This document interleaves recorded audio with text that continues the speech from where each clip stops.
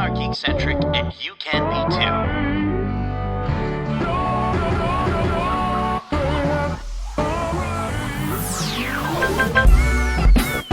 Love ya.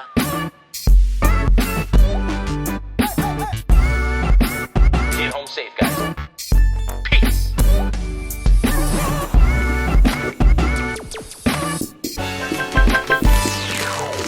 Hello, I'm J-Law, but you can call me Justin, and welcome to the Geekcentric podcast, and welcome to our special Behind the Geeks episode with the director of the latest horror flick striking fear in moviegoers right now, Barbarian. If you're joining us for the first time, we are Geekcentric, a podcast covering the world of movies, TV shows, toys, collectibles, gaming, and all things geek-centric. Joining me for this episode is my not-so-scary friend, Nate.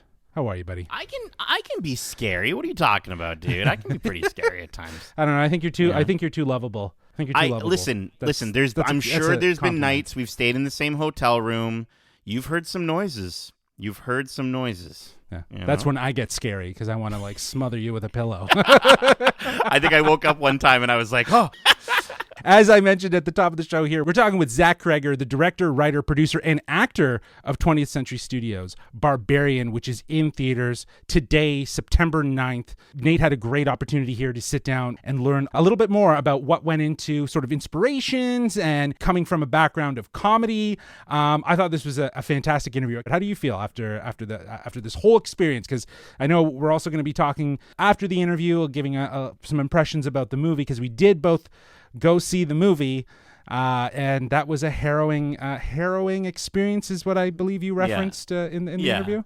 Yeah, it was tough, man. I mean, it's we're not used to watching horror movies or covering horror movies on this podcast, and I think this year has given us a lot of really great horror movies, and so I've kind of started building up my skin a little bit on it, and I went into this pretty strong. And I will say, you know, I kind of mentioned in the interview, but the communal experience of watching this as a group, I got the chance to watch this with, you know, in a public audience. It was with a GoFobo. If you ever heard of GoFobo, they do like free movie ticket giveaways for you know, previews of films and stuff like that. So I got a chance to be a part of that crowd. I remember leaning over to like the guy next to me and I was like, is everyone here press? Because like the whole theater was full. And I'm like, there's no way. And he's like, I don't know what you're talking about. And I'm like, oh, okay. He's like, we got our tickets from this website. So I was like, okay, cool. But no, it was great to join and see this movie in a group. I think that's the only way you ever should watch this movie. And I don't even mean that just from a sense of like you'll be too scared to watch it on your own. I don't think you'll have as much fun watching it on your own. This is such a fun movie to not only see, but, you know, as I mentioned in the interview, I kind of want to see it again with people that I know to see their reaction, and kind of get their reaction as we're going through the movie. Yeah, I will save my thoughts on such experience for after the interview. But Sure. I would say that I'm not necessarily a go-to horror movie watcher. I used to be when I was in university, just because of what I was studying, and a lot of it revolved around critiquing movies and studying genre movies. But nowadays, I don't necessarily go straight to horror movies. If I do watch them, they're usually in the comfort of my home, and it's where I can control how scary it is. But my interest with this movie, a lot of it was stemmed from hearing what people were saying, and that's kind of what led me to want to check out this movie, even though I'm not necessarily as thick-skinned as I once was when it came to the horror genre. I was definitely terrified if I cheer. But you know what? Let's get into it. Let's hear your interview, because I think our audience deserves to hear a little bit more from the director himself, Zach Cregger. Hey, Zach, welcome to the Geekcentric podcast. How are you doing today? I'm good. Thanks for having me. Good. My name's Nate. I have to say, I apologize if I'm a little sleepy or tired. I got a chance to see the movie last night. Didn't get too much sleep afterwards. Thanks a lot. I'll consider my job done. Yes, exactly. I wanted to kind of start off, kind of right there. I had the opportunity to go through the harrowing experience of watching the movie with a public audience. And I'm so glad I did. I mean, no shade to the press audiences that I've been with, but they're usually pretty small and you don't get that much reaction. So Sure. I wanted to ask, what is it about the horror genre in particular that you think, makes us want to experience it together rather than alone? I don't know. There's something about the communal experience of watching a horror movie where like the energy feeds on itself, and the final product is greater than the sum of its parts. The frequency that exists in that theater becomes sort of a energy of its own. And I've always loved it my whole life, going to see horror movies. It's kind of like going on a roller coaster ride at a theme park versus watching someone go on a roller coaster ride on your phone. They're completely different experiences. So I would definitely encourage anyone to go to the theater for this movie. It is a ride.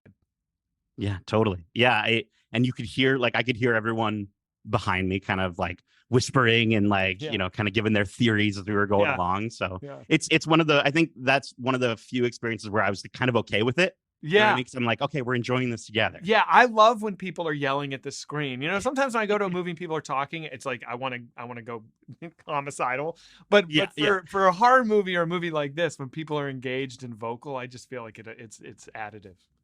Very cool. Totally.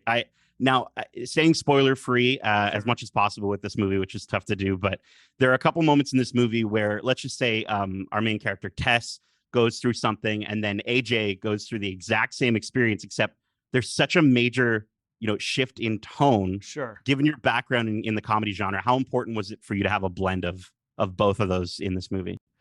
It wasn't like I set out and was, calculating, okay, now it's got to be real funny coming up soon. I Yeah. just kind of followed my fingers and tried not to get in my own way as I was writing Yeah. this. So, all of the comedy that kind of comes out is just what kind of came out. Yeah. I didn't really put too much thought into it.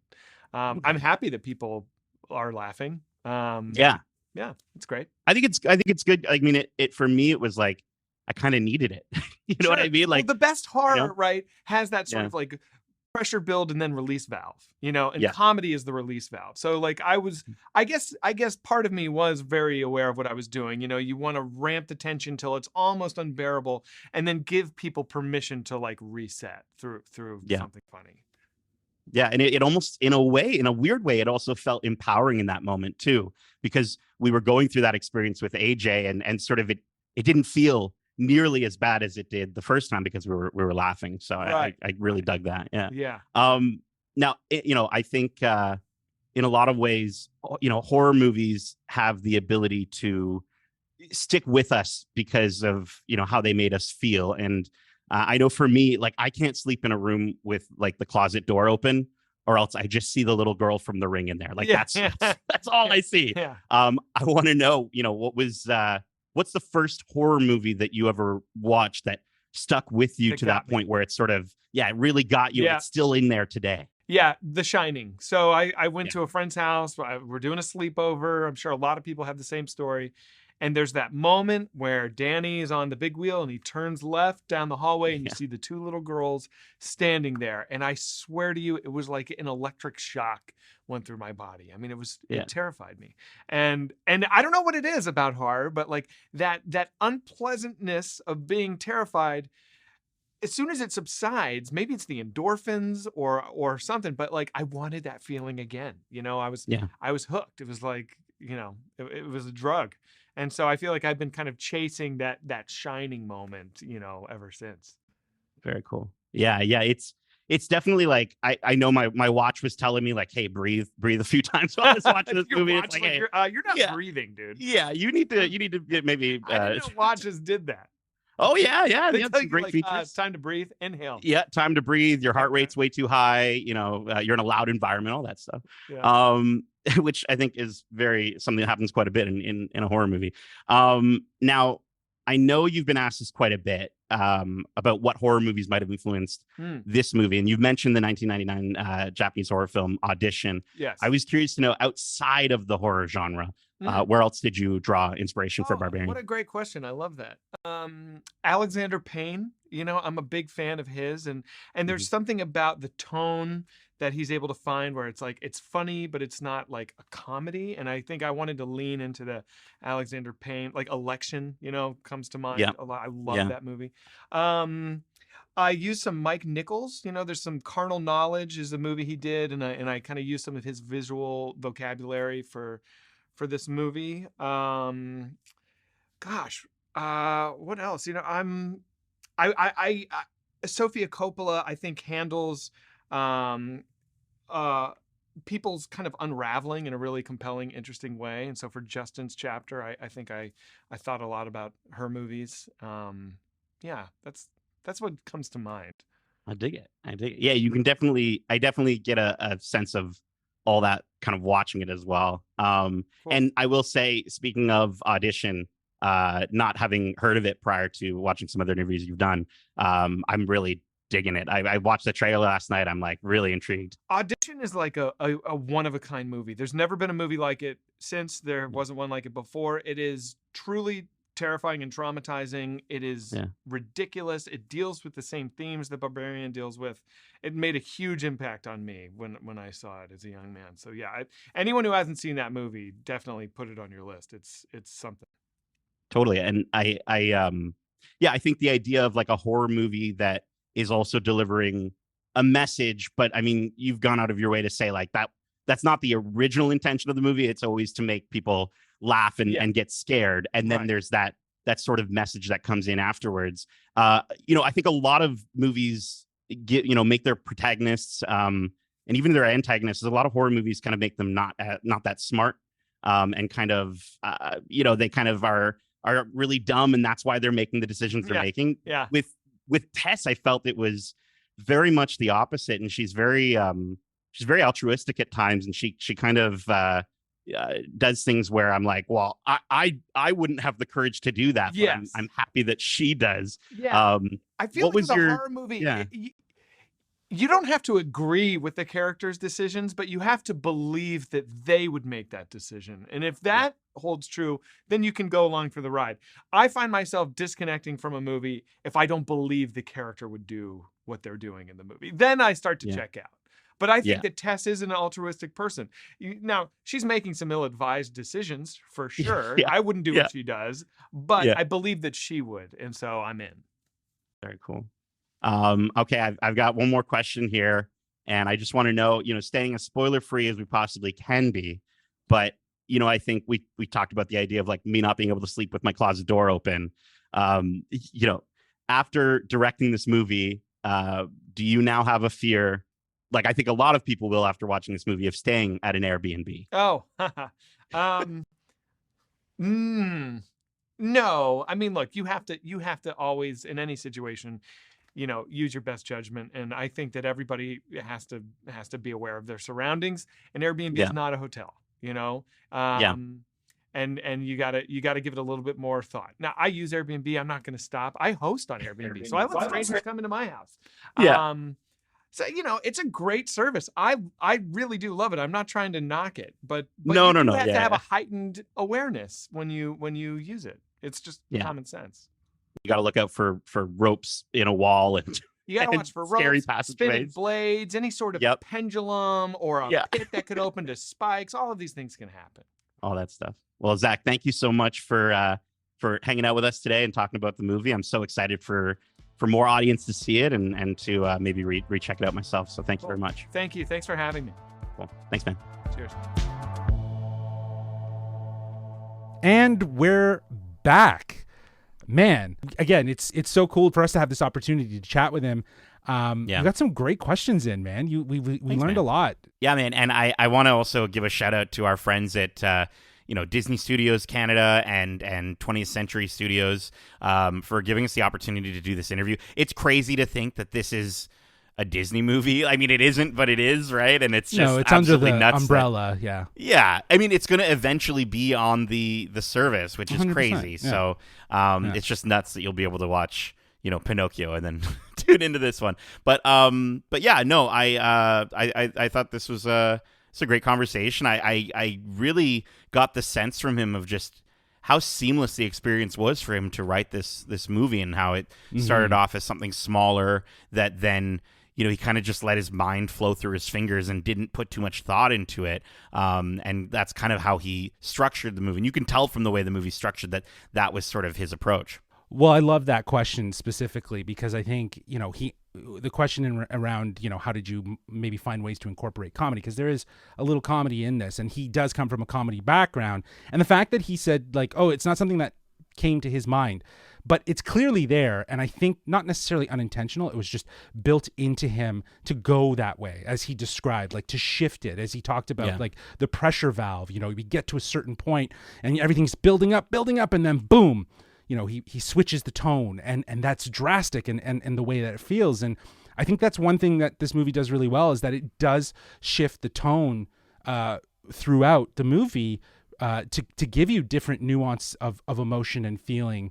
As you watch it. So I think the fact that came so naturally to him just goes to show that, you know, he is mastering his craft, if you will.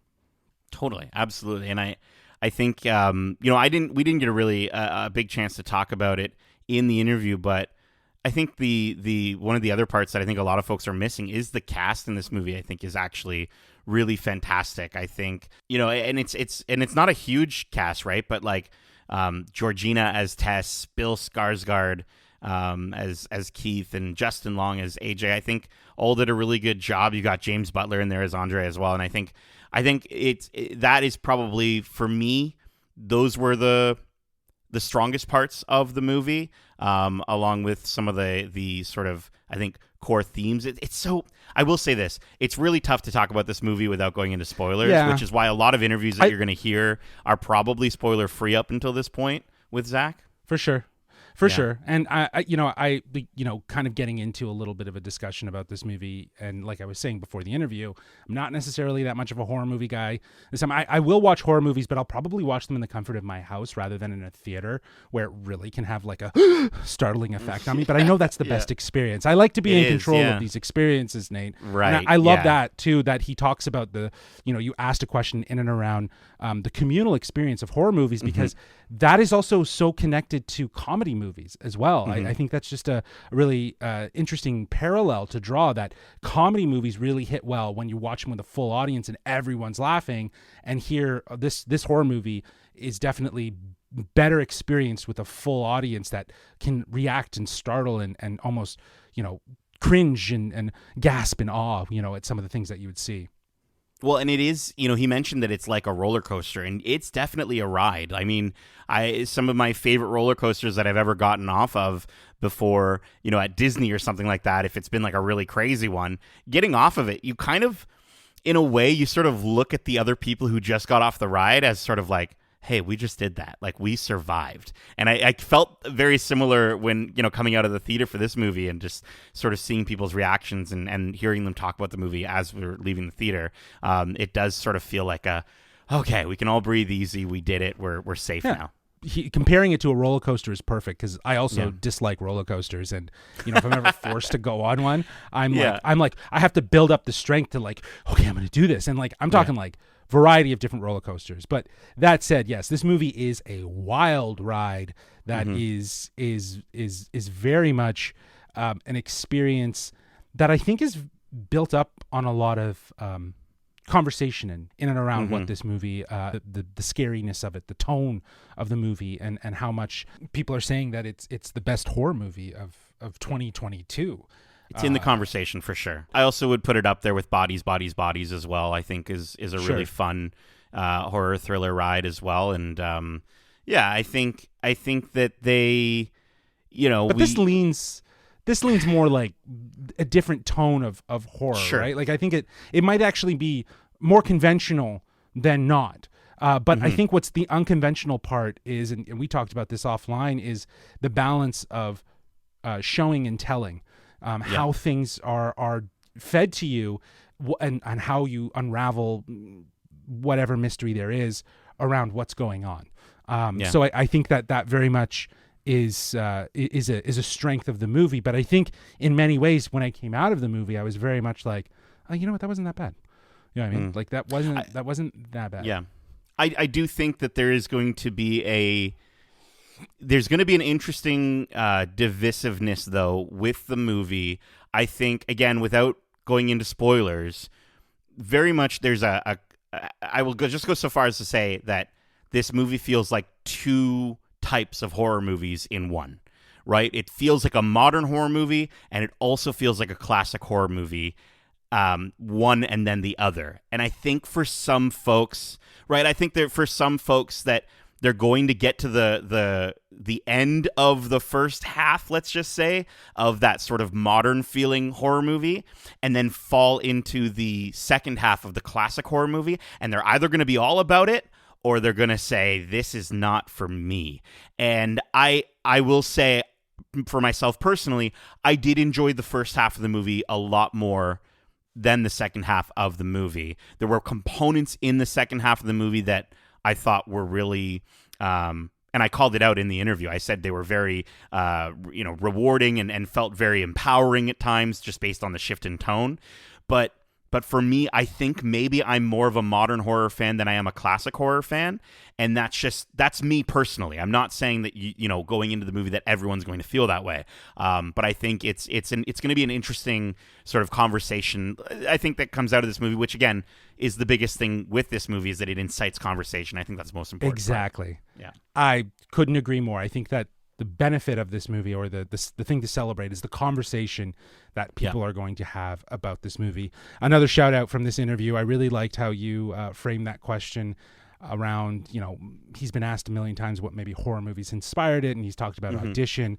But we took a different course with that question and said, is there any other movies from other genres? And he enjoyed that question, because I think in some ways he got to think about subconsciously what he loves about other filmmakers that he could instinctually kind of ingrain in this movie and play with. And I love that. I think that we live in a day and age where filmmakers and anyone who's creating content wants to be inspired and sort of riff on what's already been done to kind of do something different.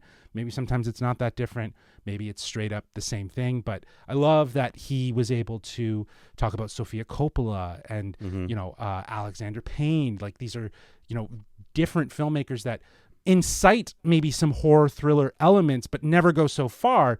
And they're very focused on character. They're very focused on story. So I thought that was a really great answer to that question, for us to really understand that to build out a horror story, it doesn't necessarily need to be like, well, what horror movies inspired you? What movies outside of horror inspired you to tell this story? I think that's great. Yeah. And I kind of, we do these interviews. I'll be honest with you, I watch a bunch of interviews to try to make sure I'm not hitting the same cookie cutter question and answers. But I will say, Zach calls out The Shining as his first taste of feeling dread, and I mentioned for me it was The Ring. Justin, kind of wrapping up this conversation, I want to know what's a horror movie that sticks with you, that just is stuck in your brain, that maybe you watched when you were studying and then it's just there forever now. There's two. There was, I think, High Tension would definitely be one. It's a French horror film. It's really psychotic, very gory. It's incredible. And the other one I think would probably be, and I don't know if it's necessarily deemed as a horror movie. I think it is. It's American Psycho. Totally different type of a horror movie, but very much horror. But I think in terms of like actual like making me scared was definitely dude. So, yeah, I think if you haven't checked it out, definitely check it out. For sure. I've never seen it before, and it's it looks really interesting. Okay. Is it got a twist. Subbed or dubbed? It's sub. Okay. I think there is a dubbed version. A dubbed version. You could probably find a dubbed version. Probably better just to watch the sub version though. Yeah, but there's a twist, and it's probably it's very interesting. So I'm about to destroy my cred here. I've never watched American Psycho, but it's one of those ones where I've seen so many scenes from it where I'm just exactly. like, I kind of feel like I've watched it, but like I really want to watch it. Like it's probably it's single-handedly the best Christian Bale performance. So. Awesome. Well, again, a huge thanks to our friends at Disney Studio and 20th Century Studios for here in Canada for hooking us up with this interview. It really means a lot to be a part of these opportunities. And Nate, bravo with the questions. I love that we can get into these situations and sort of collab and bounce ideas off of each other. And I think that with this interview and other ones that I'm going to plug in a bit, it's been a busy week, so it's been fun. Well, that's it for our special Behind the Geeks episode with director Zach Cregger of Barbarian, which is in theaters now. We hope you enjoyed this episode, and if you did, feel free to subscribe to us wherever you listen to podcasts. And if you want to write into the show and let us know your thoughts on Barbarian, and once you see it in theaters, or any of the movies or series that we cover, well, you can reach out to us at wearegeekcentric@gmail.com. That's wearegeekcentric@gmail.com, or you can hit us up on Twitter at GeekcentricYT or on Instagram at wearegeekcentric. Keep in mind, we have a ton of episodes covering all things geeky, including our recent spoiler-free review for Disney's Pinocchio, which is out now on all podcast feeds, and Pinocchio is available to stream on Disney Plus right now. And with that, we had another interview, which I was briefly referencing here, another Behind the Geeks episode with the composers of Pinocchio, Alan Silvestri and Glenn Ballard. We also have our spoiler-free review for Disney and Pixar's TV series, Cars on the Road, where Nate, Darcy, and Meg chat about this charming series. And speaking of charming, Nate had another interview this past week with another charming individual, Mr. Dan Whitney, a.k.a. Larry the Cable Guy, a.k.a. the voice of Mater. And you can actually watch that on our YouTube channel. So if you want to watch Nate and Larry gab on, totally do that. It's a lovely conversation. Yeah. Yeah, it's a great conversation. Definitely check it out. Nate brings up this idea for a Mater podcast that I haven't been able to stop thinking. I'm trying to figure out how we can make it a thing. Yeah. And like get that going, because I think it's a brilliant idea. Yeah. I think it's a brilliant idea. We also posted our spoiler-free review for the Netflix series Cobra Kai season 5, which is actually going to be out on Netflix as of today, September 9th. Kevin, Nate, take it to the dojo and hash out the wins and losses of this latest season. And finally, we have our coverage from last weekend's Fan Expo Canada. I'm pretty sure it's last weekend. Everything is blurring together here, which is held here in Toronto, our hometown.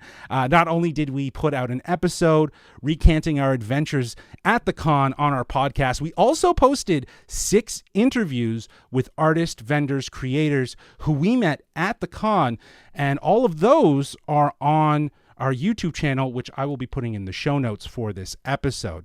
Finally, we have our weekly This Week in Geek episode where we cover the latest news and trailers from the Geekiverse. However, this past week we did not post an episode because we had a lot of other stuff going on. But this weekend should yield some fantastic news, maybe even some trailers with D23, the Disney Expo happening. You know what? Impromptu. What are you hoping that they announce, Nate? Honestly, Marvel or Lucas or anything.